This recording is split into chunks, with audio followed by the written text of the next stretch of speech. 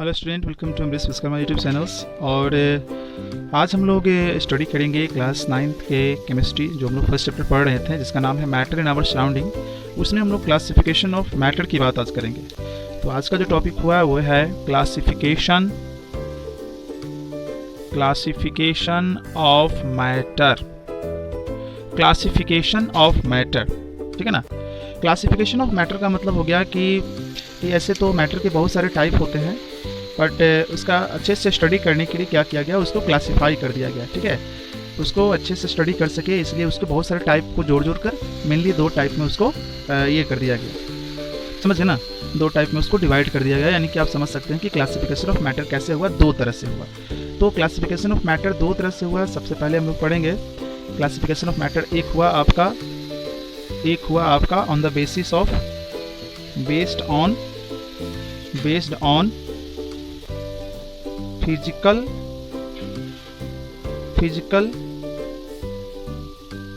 Characteristics.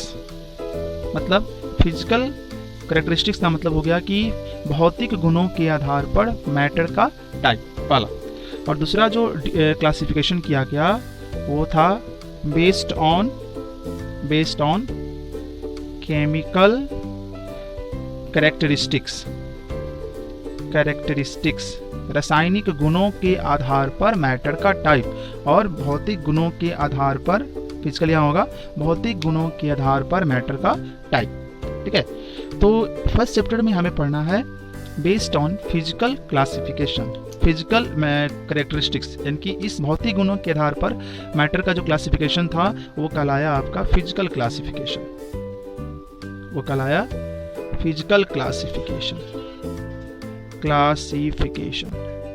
और chemical characteristics, यानी कि रासायनिक गुणों के आधार पर जो मैटर का क्लासिफिकेशन था वो कहलाया chemical classification.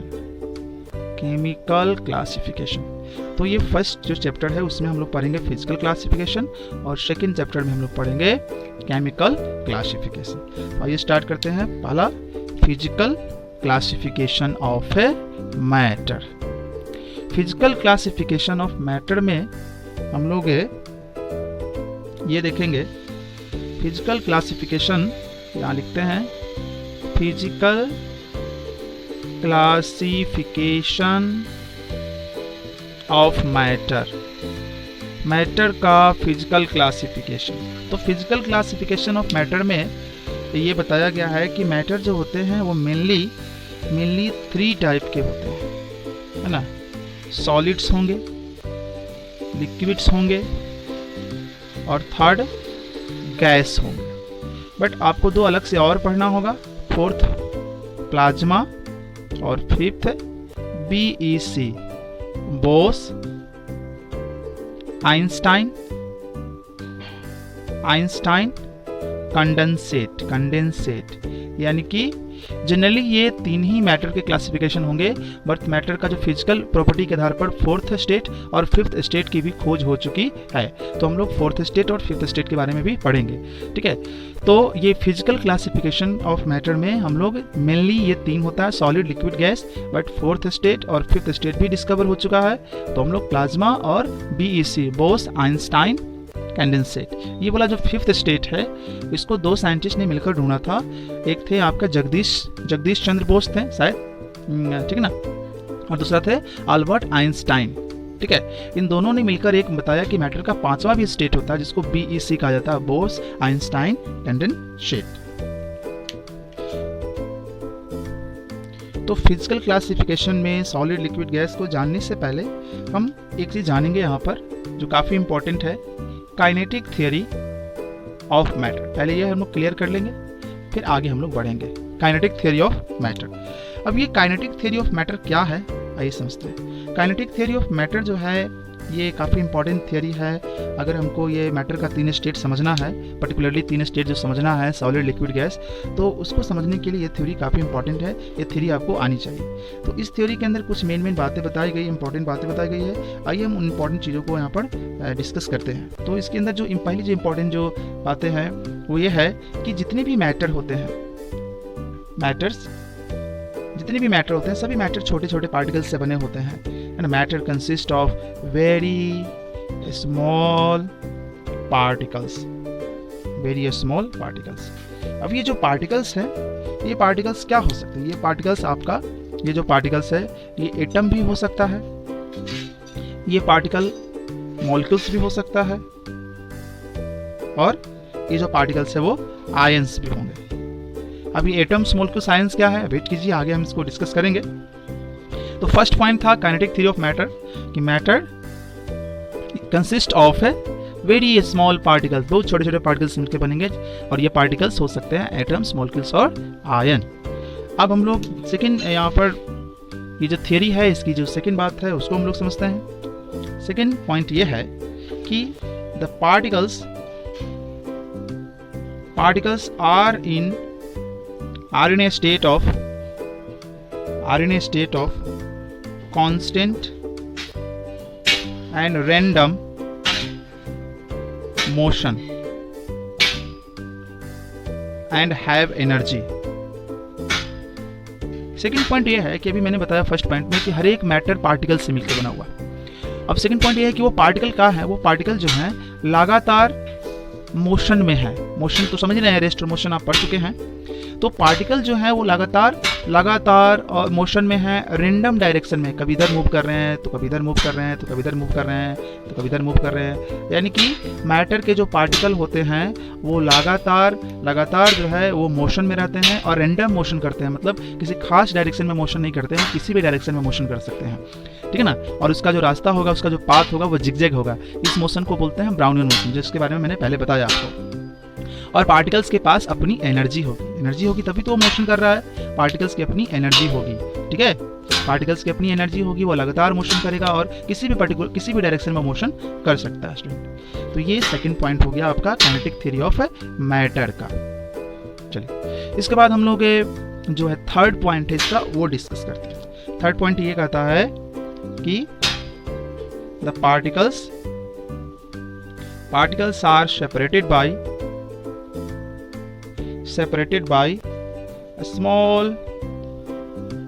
separated by distances which may be small or big, small और large लिख दिया जाए यहाँ पर। अब देखिए जो मैटर का जो पार्टिकल होते हैं, मैटर का पार्टिकल ऐसे भी हो सकती है, मैटर का मैंने पार्टिकल बनाया, इसको पार्टिकल मान लीजिए। ऐसे भी हो सकते हैं कि तुम आपस में उनके बीच कोई जगह ही नहीं हो, है ना। या ऐसे भी हो सकता है मैटर का पार्टिकल कि इनके बीच थोड़ी सी जगह हो, या ऐसे भी मैटर का पार्टिकल हो सकते हैं जिनके बीच बहुत ज़्यादा जगह हो। यानी कि यहाँ ये देख लीजिए कि जो मैटर के जो पार्टिकल्स होते हैं उनके बीच स्पेस, उनके बीच डिस्टेंस होती है, उनके बीच स्पेस होती है, जगह होती है ना। जैसे हम देखिए एक पार्टिकल, ये दूसरा पार्टिकल, और बीच में ये जगह दिख रहा है, आपको दिख रहा है ना। यहाँ पर दोनों पार्टिकल काफ़ी क्लोज है, नहीं है यहाँ पर उनके बीच कोई डिस्टेंस। यहाँ इन दोनों पार्टिकल के बीच में काफ़ी ज़्यादा डिस्टेंस है। तो ये दो पार्टिकल के बीच की जो डिस्टेंस होती है, पता है इस डिस्टेंस को क्या बोलते हैं? इसको बोलते हैं इंटर मॉलिक्यूलर स्पेस बोलते हैं। इसको बोलते हैं इंटर मॉलिक्यूलर स्पेस बोलते हैं। ये भी हमारे दोनों के बीच का डिस्टेंस हुआ, इसको बोलेंगे inter molecular space, intermolecular space. तो इंटरमॉलिक्यूलर स्पेस क्या हुआ स्टूडेंट? इंटरमॉलिक्यूलर स्पेस क्या हुआ? तो आइए इसको डिफाइन करते हैं। इंटरमॉलिक्यूलर स्पेस क्या है? इंटरमॉलिक्यूलर स्पेस होता है space between two particles of matter. Matter के दो पार्टिकल्स के बीच जो जगह होती है, स्पेस होती है, उसी को इंटरमॉलिक्यूलर स्पेस बोल सकते हैं।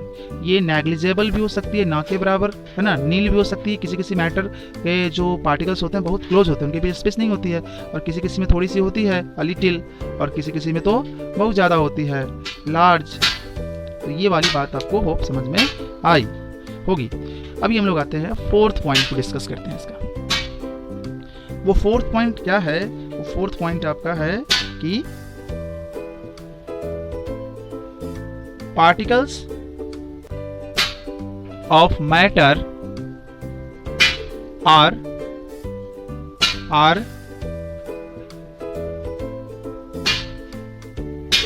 connected connected by a force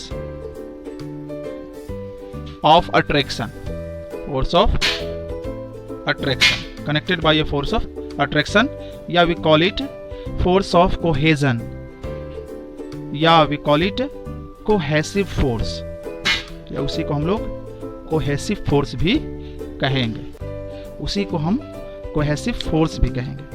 अब ये क्या है इसको समझते हैं। तो मैटर के जितने भी पार्टिकल्स होते हैं, सभी पार्टिकल्स एक दूसरे को, ये वाला पार्टिकल्स जो होगा, ये वाला पार्टिकल्स, इस पार्टिकल्स का नाम मैं ए कर दे रहा हूँ, इस पार्टिकल का नाम मैं बी कर दे रहा हूँ, तो एक किसको, बी को अपनी तरफ खींच रहा होगा और बी ए को अपनी तरफ खींच रहा होगा। यानी कि इन दोनों पार्टिकल के बीच में एक फोर्स ऑफ अट्रैक्शन है जो दोनों एक दूसरे को अपनी तरफ अट्रैक्ट कर रहा है। एक फोर्स है जो दोनों को बांधे हुए है, बाइंड किए हुए है, दोनों एक दूसरे को अपनी तरफ खींच रहा है। उस फोर्स को कहते हैं, आप कह सकते हैं फोर्स ऑफ अट्रैक्शन भी कर सकते हैं, फोर्स ऑफ कोहेसन भी कर सकते हैं, कोहेसिव फोर्स भी कर सकते हैं, या इंटरमोलिक्यूलर फोर्स भी कर सकते हैं, इंटरमोलिक्यूलर फोर्स भी कर सकते हैं। अब आप याद रखिए कि इंटरमोलिक्यूलर फोर्स, यानी कि इंटरमोलिक्यूलर फोर्स क्या होता है, मैं इसको डिफाइन कर रहा हूँ। फोर्स एक्टिंग बिटवीन, ऐसा फोर्स जो काम कर रहा हो acting between two particles of matter, matter के दो पार्टिकल्स के बीच, acting between two particles of matter, matter के दो पार्टिकल के बीच जो फोर्स काम करता है, मैटर के दो पार्टिकल के बीच जो फोर्स काम करता है, ठीक है, उसको बोलते हैं intermolecular force, cohesive force, force of cohesion, force of attraction, सब एक ही नाम। अब ये रही बात कि इन दोनों के बीच जो फोर्स लग रहा है, इन दोनों के बीच जो फोर्स लग रहा है, ये फोर्स जो है कैसा होगा, ये फोर्स वीकेस्ट भी हो सकता है, वीकेस्ट मतलब सबसे कमजोर भी हो सकता है, वीकर भी हो सकता है, और ये फोर्स स्ट्रॉन्गेस्ट भी हो सकता है। अलग अलग स्टेट में वो हम लोग सॉलिड लिक्विड गैस पढ़ेंगे तो आप बताऊंगा कि किस में फोर्स, ये इंटरमोलिकुलर फोर्स या कोहेसिव फोर्स स्ट्रॉन्गर होता है, किस में थोड़ा वीकर होता है, किस में सबसे वीकेस्ट होता है। तो सारी बातें हम वहाँ पर डिस्कस करेंगे स्टूडेंट, ठीक है। तो ये था काइनेटिक थ्योरी ऑफ मैटर। तो ये इतनी बात तो आपको समझ में आ गई होगी काइनेटिक थ्योरी ऑफ मैटर की। तो अभी हम आगे बढ़ते हैं इसमें, और आगे बढ़ेंगे तो हम बात करेंगे distance between particles of 3 state, ठीक है, difference between particles of 3 state topic करेंगे हम।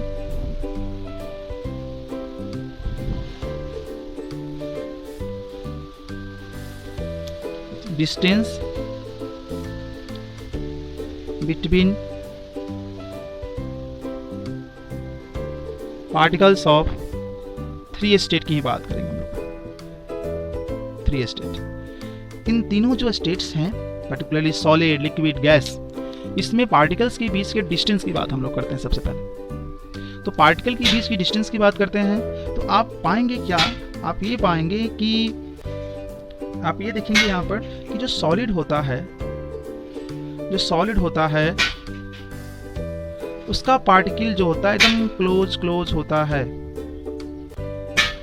ठीक है ना। उसका जो पार्टिकल होता है इतना क्लोज होता है कि इनके बीच स्पेस, सॉलिड पार्टिकल इतना क्लोज होता है कि इनके बीच जो है इंटरमोलिक्यूलर, अगर हम स्पेस की बात करें, इंटरमोलिक्यूलर स्पेस क्या होगा, तो आप सीधे कहेंगे intermolecular space in solid nil, negligible, नहीं। दो पार्टिकल के बीच में स्पेस ही नहीं होता। क्यों नहीं होता है? क्योंकि पार्टिकल्स क्या होते हैं, क्लोजली पैक्ड होते हैं, मतलब बड़ी आपस में एक दूसरे से चिपके होते हैं, इतना क्लोज पैक होते हैं कि बीच में कोई स्पेस बचती ही नहीं है। अब रीजन आता है कि क्यों ये इनके बीच स्पेस नहीं होती है। वो इसलिए नहीं होती है कि एक पार्टिकल दूसरे पार्टिकल को काफ़ी स्ट्रॉन्ग फोर्स से अपनी तरफ खींचता है। तो जब दो पार्टिकल स्ट्रॉन्ग फोर्स से दूसरे को अपनी तरफ खींचेगा तो पार्टिकल इतनी क्लोज आ जाएंगे कि इनके बीच कोई जगह नहीं बचेगी। The reason is that strong intermolecular force,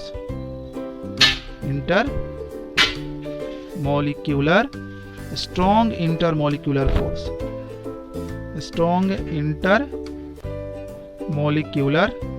force, strong intermolecular, दो पार्टिकल के बीच फोर्स इतना स्ट्रॉन्गर होता है कि इस कारण से जो है ना वो पार्टिकल बहुत ही क्लोज आ जाते हैं, और क्लोज आ जाने के कारण जो होते हैं उनके बीच स्पेस नहीं बचती है। तो ये बात तो आपको समझ में आ गई कि डिस्टेंस बिटवीन द पार्टिकल, ये चीज़ ये सॉलिड में क्या होता है। अभी हम लोग बात करेंगे लिक्विड की। लिक्विड की बात करते हैं तो यहाँ आप देखेंगे कि लिक्विड में देखें, अभी मैं सॉलिड लिक्विड गैस स्पेशली नहीं पढ़ा रहा हूँ, अभी मैं बेसिक बातें बात कर रहा हूँ, फिर मैं डिटेल से सॉलिड का फिर लिक्विड का गैस के मैं पढ़ाऊँगा। लिक्विड में हम देखते हैं कि लिक्विड का पार्टिकल थोड़ा सा सॉलिड से दूर रहता है, थोड़ा सा इनके बीच स्पेस बनता है। अब आप गेस कर रहे होगे कि इनके बीच स्पेस है, ये पार्टिकल के बीच स्पेस है, इंटर मॉलिक्यूलर स्पेस है, सॉलिड से ज़्यादा है, more than solid, more than, है ना, सॉलिड से तो ज़्यादा ही है इसमें। रीजन क्या रहा होगा? रीजन ये रहा है कि पार्टिकल के बीच जो फोर्स है, जिसको हम लोग फोर्स ऑफ कोहेसन कहते हैं या फोर्स ऑफ अट्रैक्शन कहते हैं या इंटरमॉलिक्यूलर फोर्स कहते हैं, थोड़ा सा तो वीक हुआ, कमज़ोर हुआ, इसलिए पार्टिकल थोड़े से दूर चले गए। तो यहाँ लिखेंगे comparatively weaker force of attraction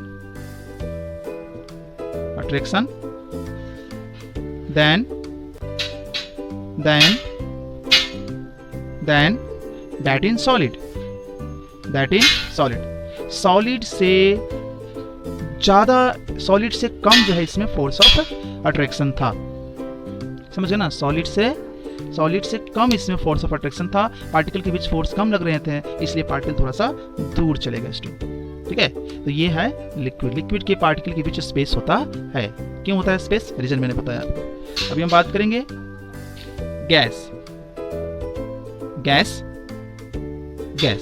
gas में पार्टिकल्स काफी दूर चला जाता है। अब आप सोच रहे होंगे कि गैस में पार्टिकल इतनी दूर क्यों चला गया, क्या रीजन है? तो पहले तो आप एक बात यहाँ पर आपको समझ में आ गई कि गैस में इंटरमॉलिक्यूलर जो स्पेस होता है वो सबसे ज्यादा होता है। मोस्ट दो पार्टिकल के बीच का स्पेस सबसे ज्यादा होता है। गैस के पार्टिकल एकदम फ्री होते हैं घूमने के लिए, रैंडम मोशन करने के लिए। रीजन क्या रहा होगा? रीजन ये रहा होगा कि इन दोनों के बीच जो अट्रैक्शन फोर्स है, जो दो दूसरे को खींचते हैं और पास लाते हैं, वो वाला फोर्स बिल्कुल वीक हो गया या तो नहीं है। तो कह सकते हैं कि फोर्स ऑफ अट्रैक्शन जो है, फोर्स ऑफ अट्रैक्शन, इसी का अलग अलग नाम है, इंटरमॉलिक्यूलर फोर्स या इंटरमॉलिक्यूलर फोर्स।